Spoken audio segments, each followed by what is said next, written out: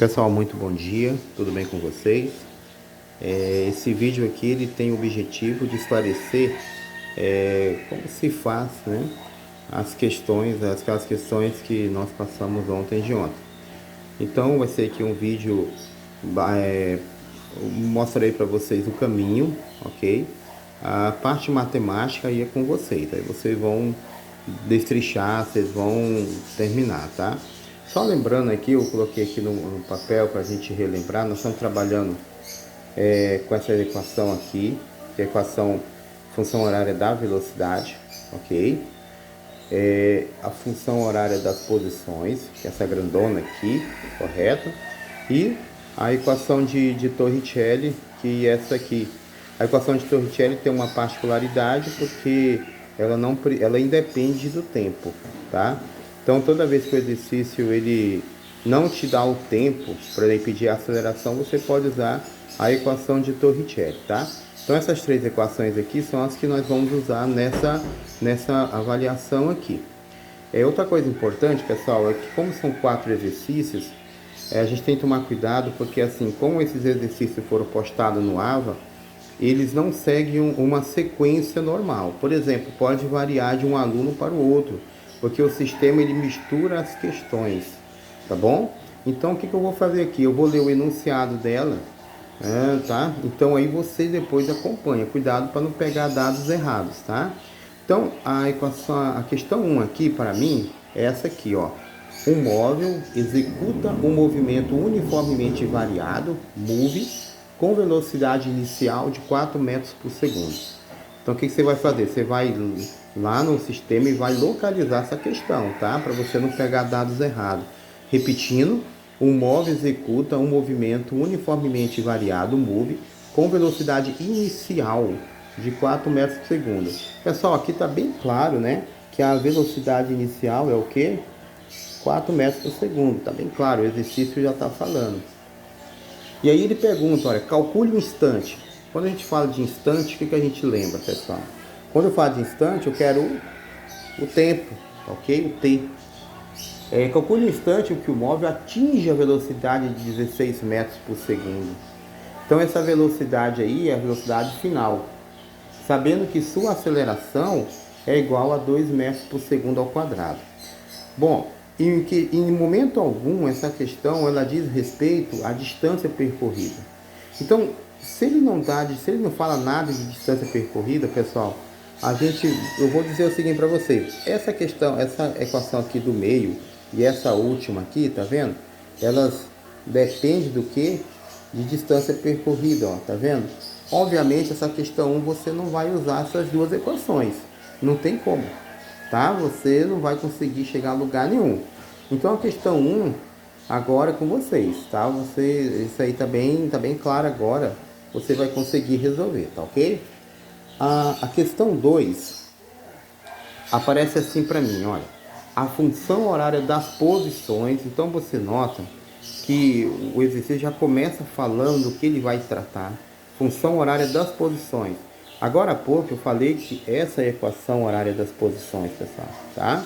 Então assim, o aluno precisa entender que antes dele partir para o cálculo, ele precisa conhecer o conceito, tá? A parte conceitual, a parte teórica, para depois chegar ao cálculo. Então essa questão 2 diz o seguinte, olha, a função horária das posições de um móvel em move, ou seja, em movimento uniformemente variado, é dado por, aí ele coloca a função para você, que é S, que é igual a menos 8, mais 2t, mais 4t ao quadrado. Aí ele fala que S está em metros e t está em segundos. E aí ele faz uma pergunta muito simples, que é em que posição estará o móvel no instante 3 segundos? Então quando ele pergunta em que posição, ele está perguntando onde é que ele vai estar, tá? Ou seja, a pergunta é onde ele vai estar quando o t for igual a 3 segundos, ok? Então pessoal, aqui é muito simples. Qual é a ideia? Onde tiver o t, você coloca o 3. Pronto, aí só não errar na parte matemática, tá certo? Então agora é com vocês essa questão 2 aí. Repetindo, cuidado, talvez a questão 2 para mim não é a questão 2 para você. A questão 1 para mim não é a questão 2 para você. Então você precisa estar ligado nisso aí, porque o AVA, ele muda, ele varia as questões, ele muda, tá? Ele joga para um aluno a questão 1 para 5, a 5 para 1, ele faz uma salada de frutas, tá, pessoal? Vamos falar da questão 3 agora.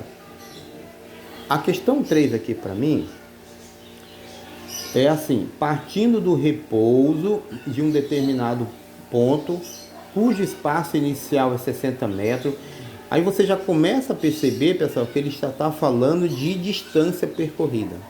Então, quando ele fala de distância percorrida, obviamente você vai usar equações que trazem distâncias percorridas. E que funções são essas? Essas duas aqui do meio, ó, tá vendo? Por que, professor? Porque aqui você está vendo que tem um S, S0. S é a distância final, S0 é a posição inicial. E aqui na equação de Torricelli, esse ΔS aqui é a distância percorrida. Então na questão 3, ele te dá uma informação que cujo espaço inicial. Então o que é espaço inicial, pessoal? É o S0, tá? S0 é igual a 60 metros, ok? Então, isso que eu estou anotando aí é porque ele já deu. Aí ele fala uma coisa muito importante aí, partindo do repouso. Pessoal, se ele parte do repouso, velocidade inicial é igual a zero, tá? Por exemplo, nós temos um colega aí, que fez uma cirurgia e o médico disse para ele ficar de repouso. Todo mundo sabe o que é repouso, pessoal, é ficar quietinho, parado, tá?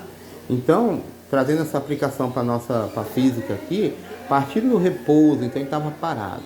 Então, se ele estava parado, a velocidade dele é nula, é zero, tá bom?